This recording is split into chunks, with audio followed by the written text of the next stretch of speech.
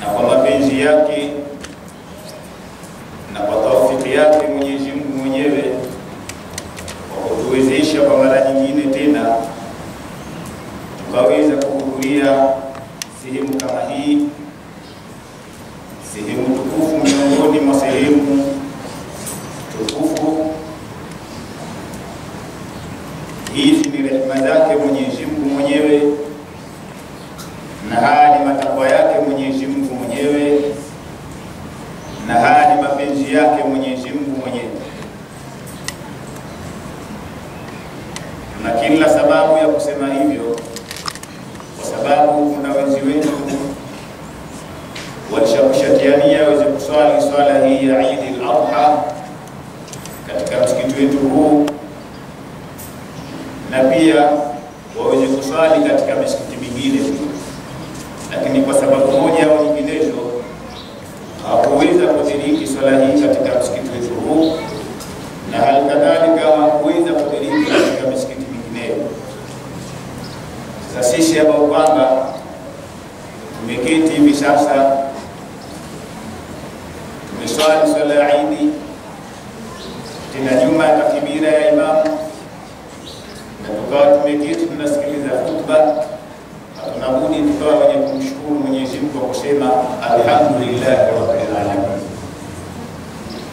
Mzangu, tunajua kwamba leo ni siku ya Eid al-Adha, Eid ya kuchinja.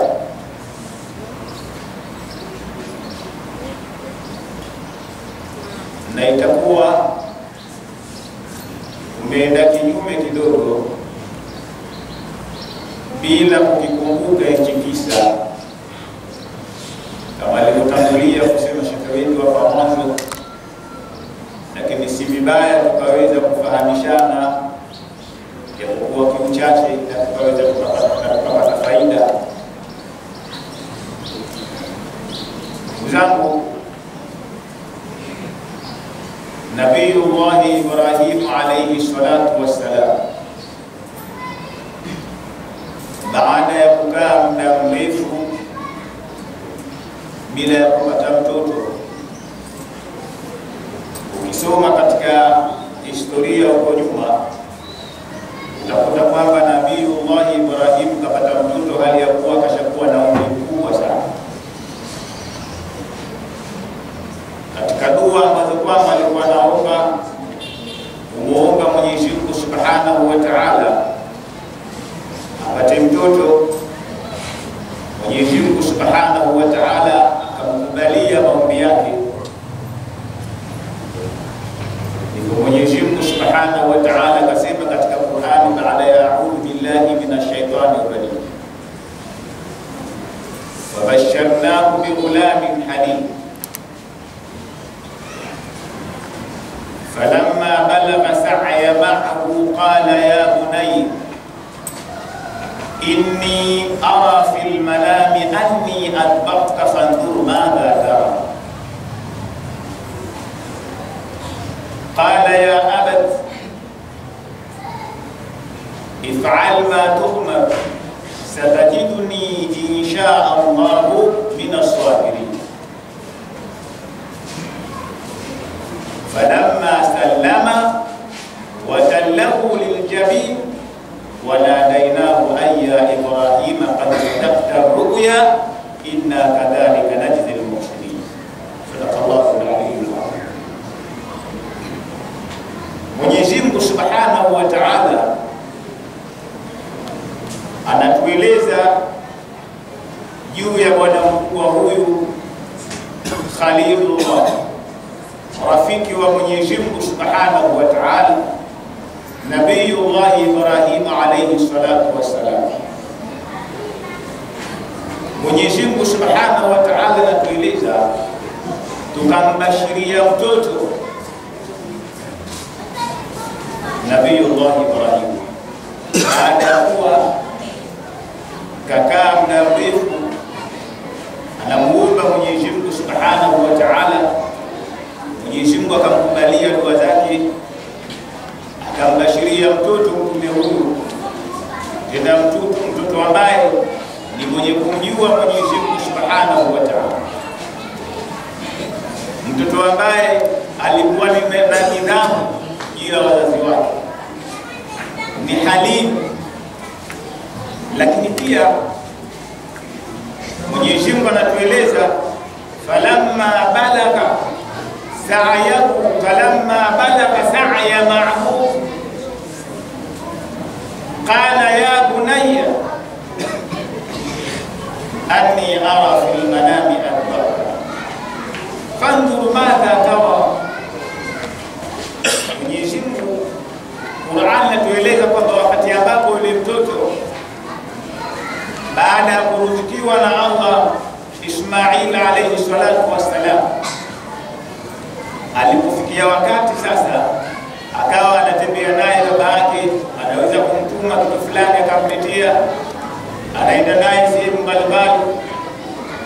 Wakati ule sasa Ibrahim akaota njozi. Ile njozi ikawa inamweleza kwamba, anamweleza mtoto wake kwamba mimi nimeota katika usingizi wangu ambao kwamba nimelala,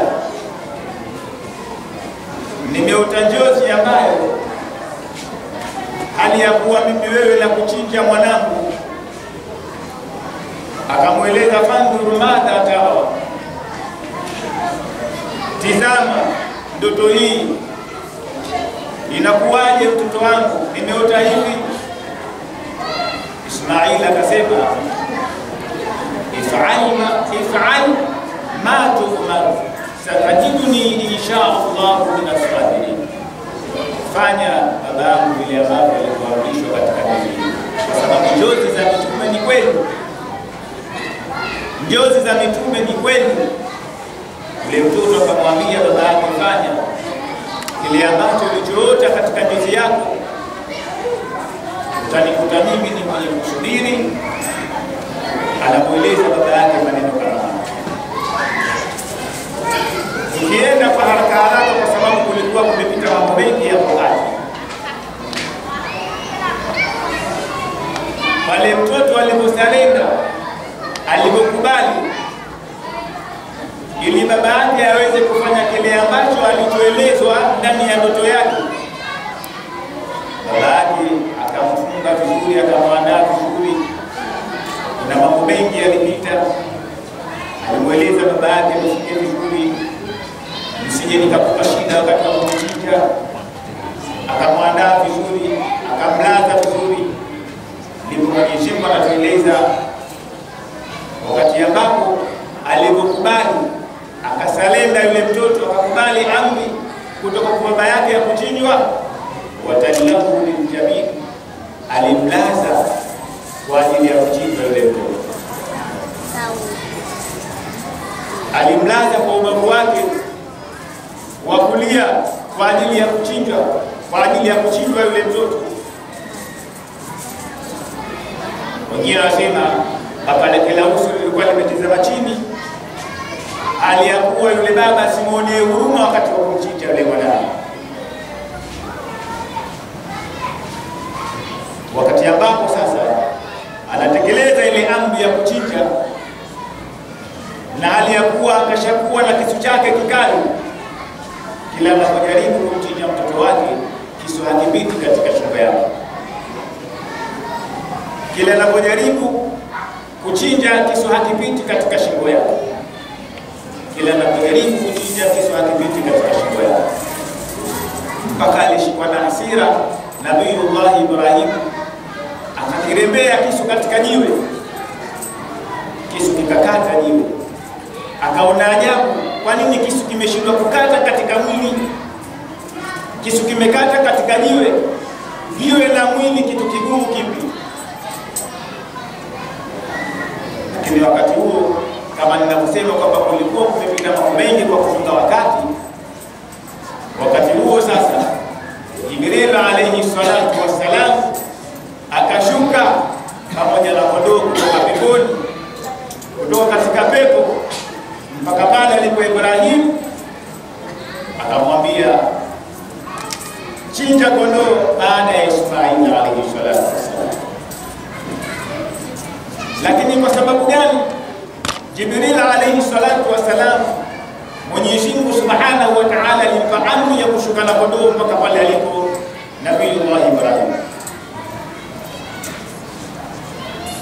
Wanadainahu ayya Ibrahim qad sadaqta ruya, kwa sababu kulitokea mlingano wa kumweleza Ibrahim kwamba hakika wewe Ibrahim umetekeleza ndoto kiukweli kiukamilifu kabisa. Maana wakati katika utekelezaji wa ile ndoto yake ya kuchinja, na Mwenyezi Mungu anamwangalia mja wake kwamba yuko katika utekelezaji wa ile ndoto ambayo kwamba kaota, ndipo kondoo akashuka kutoka katika pepo akaletwa pale alipo, baada ya kuona Ibrahim ni mtekelezaji wa yale ambayo aliyoyaota katika usingizi wake. Lakini Qur'an inaeleza inna kadhalika najzil muhsinin, hakika sisi ndivyo hivyo tunapowalipa watu wema. Watu wema wanapofanya mambo yao ya kheri ndivyo wanapolipwa na Mwenyezi Mungu Subhanahu wa Ta'ala. Watu wema wanapothibitisha nia zao katika nyoyo zao kwa kufanya jambo fulani ndivyo wanapolipwa na Mwenyezi Mungu Subhanahu wa Ta'ala. Ndugu zangu, hichi ndicho kisa, hii ndio asili ya kuweza leo hii baada ya swala kufanya ibada ya kuchinja. Tupeane kidogo faida ya kuchinja. Mtume Muhammad sallallahu alayhi wasallam anasema, ala tambueni, innal udhiya min al-a'mali al-munjiya tunji sahibiha min ash-sharri dunya wal akhirah. Anasema hakika huku kuchinja katika siku hii ya leo na siku zinazofuata ni miongoni mwa matendo yenye kuokoa, ni miongoni mwa matendo yenye kumuokoa mja. Yanamuokoa na kitu gani? Minashari dunia wal akhirah, kutokana na shari za kidunia na shari za akhirah. Kwa hivyo ndugu yangu, unapokuwa na fursa, unapokuwa na uwezo, ukaamua ufanye ibada hii ya kuchinja, basi unajitengenezea wewe mwenyewe, unajisafishia wewe mwenyewe, unajiondoshea nuksi katika mwili wako, katika maisha yako haya ya dunia na maisha ya akhira. Nani asiyojua shari za kidunia leo ukikuja? Nani asiyojua shari za kiakhira? Ukishatoweka katika mgongo wa dunia, mgongo wa ardhi, unapotangulia akhira, sehemu ngumu unapoelekea, unaenda katika sehemu ngumu sana, sehemu ambayo inategemea wewe kitakachokuokoa kule ni matendo yako ambayo uliyafanya katika maisha yako ya dunia kwa ajili ya Allah Subhanahu wa Ta'ala. Sasa iweje leo hii kama utakuwa na uwezo, kwa nini usifanye ibada ya kuchinja ili upate kuokolewa kutokana na hizo shari za dunia zilizojaa, ili upate kuokolewa mja kutokana na shari za kiakhera? Kuna shari nyingi ndugu zangu Waislamu.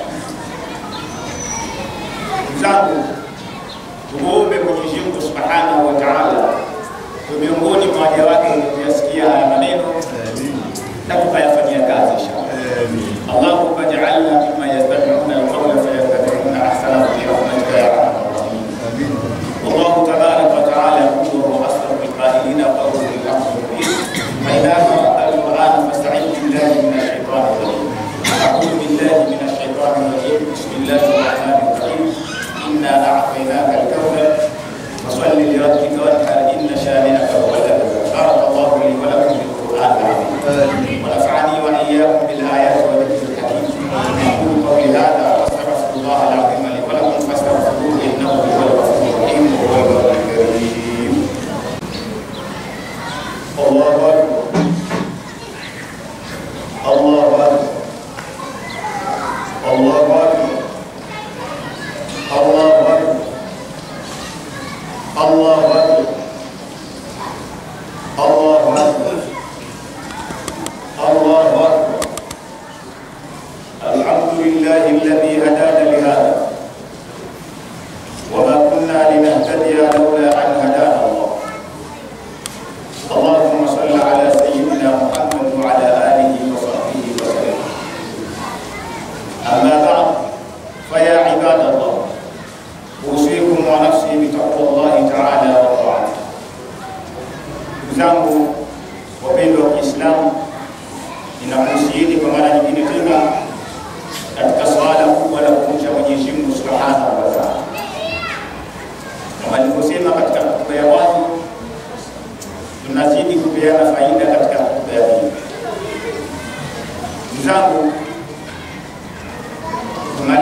hotuba ya pili kwa kukumbushana maneno ya Bwana Mtume Muhammad sallallahu alaihi wasallam. Kwa wale ambao wamebahatika kuchinja, ili kichinjo chako kiwe sawa, ibada yako ya kuchinja iwe nzuri, tufuate maneno haya Bwana Mtume Muhammad sallallahu alaihi wasallam. Hadithi iliyotokana na Al-Barra bin Azib, radhi Mwenyezi Mungu Subhanahu wa Ta'ala ziwaendee, amesema fatabana, alituhutubia sisi Mtume Muhammad sallallahu alaihi wasallam يوم الأضحى, siku ya Eid ya kuchinja kama hivi. Alisemaje Mtume? Faqala, akasema man salla salatana wa nasaka nusukana faqad asaba nusuka wa man nasaka qabla as-salah fala nusuka lahu. Sadaqa Rasulullah. Mtume sallallahu alaihi wasallam anasema mtu ambaye kaswali swala hii ya Eid, akafanya ibada ya kuchinja baada ya swala, ya tushaswali kama hivi, baada ya kuondoka hapa sasa ukaenda kufanya ibada ya kuchinja, Mtume anasema faqad asaba nusuka, basi hakika mtu huyo kapatia kile kichinjo, hakika mtu huyo kapatia kile kichinjo, na atapata thawabu, atapata malipo kwa kupatia kile kichinjo chake.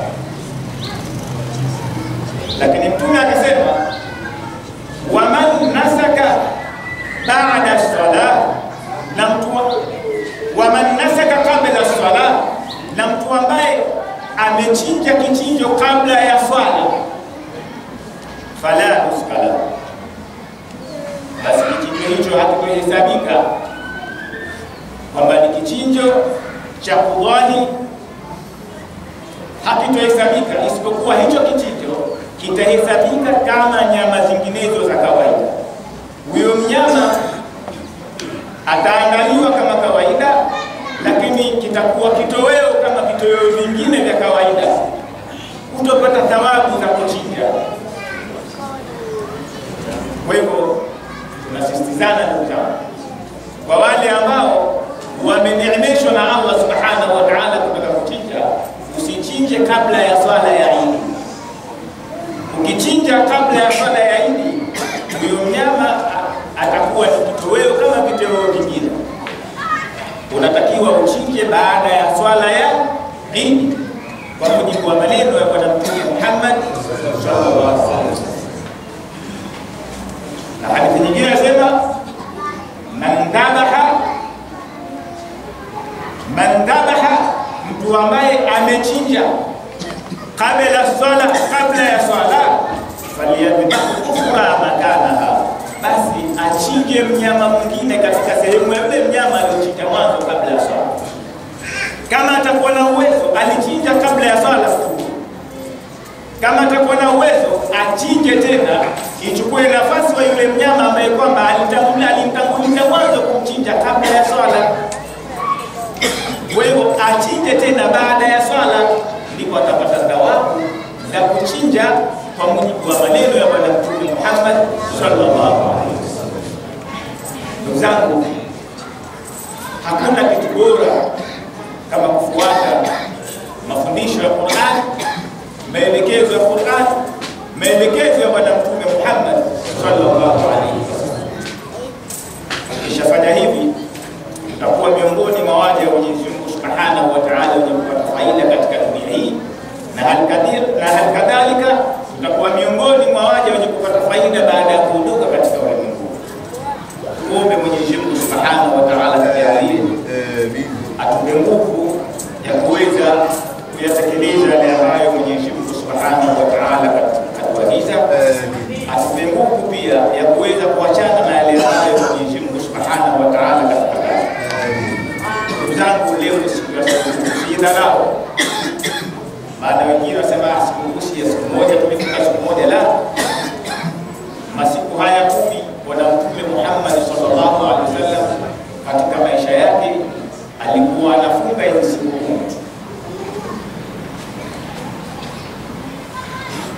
Na alikuwa anafunga hizi siku 10 katika maisha yake. Kwa hivyo ni vizuri zaidi ukiwa na wasa, kama huna dharura, anza mwezi mosi mpaka mwezi 9 leo, mpaka mwezi 9 jana, mpaka leo siku ya 10. Masiku yote haya 10 ni masiku ambayo yako ndani ya mwezi wa Dhulhijja, masiku matukufu sana. Ndugu yangu, tujitahadharishe sana kufanya maasi katika masiku haya. Lakini pia tujue kwamba tuko ndani ya kipindi kitukufu, tuko ndani ya miezi mitukufu. Tujitahidi sana kujichunga na kufanya majambo ya maasi, kwa sababu dhambi zake zinakuwa sio ndogo. Kujieleza kwamba uasi katika miezi mingine kinyume na hili, la, tunasisitizwa kutokuasi, kutokumwasi Mwenyezi Mungu Subhanahu wa Ta'ala katika miezi hii mitukufu, na hususan katika siku hizi 10. Amali inayofanyiwa na mja katika masiku haya 10 kwa ubora wake, fadhila zake tunaelezwa, ili mtu aweze kumpatia mtu ambaye kafanya jambo bora katika masiku haya 10. Mtu aende vitani akapigane vita na mali yake, yeye mwenye asirudi na mali yake isirudi, huyu ndiye atakuwa juu kuliko yule ambaye kafanya tendo katika kafanya amali katika masiku haya. Lakini kinyume na hivyo, huyu ambaye kafanya amali katika masiku haya 10 bado atakuwa juu kwa daraja, bado atakuwa juu kwa malipo. Ndugu zangu, tunahusiana tuyachukue sana masiku haya 10. Kama tulichelewa leo siku ya 10, kwa mujibu kwa mwandamo wetu wa mwezi, tuyachukue haya na kuyafanyia kazi, ili tuweze kupata fadhila katika maisha yetu haya dunia na baada ya kuondoka katika maisha haya. Mungu atubariki, atupe tuwe miongoni mwa waja wake wenye kuyasikiliza haya maneno na tukayafanyia kazi. Inna Allaha wa malaikatahu yusalluna 'alan nabiy ya ayyuhalladhina amanu sallu 'alayhi wa sallimu taslima.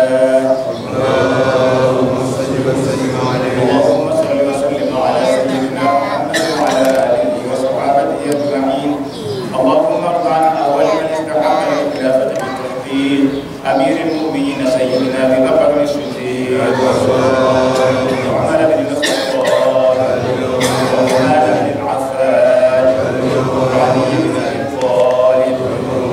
اللهم اغفر لصحابة رسول الله أجمعين. اللهم اغفر للمؤمنين والمؤمنات والمسلمين والمسلمات الأحياء والأموات.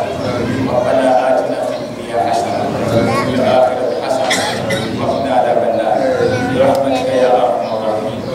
ان الله يأمر بالعدل والاحسان وايتاء ذي القربى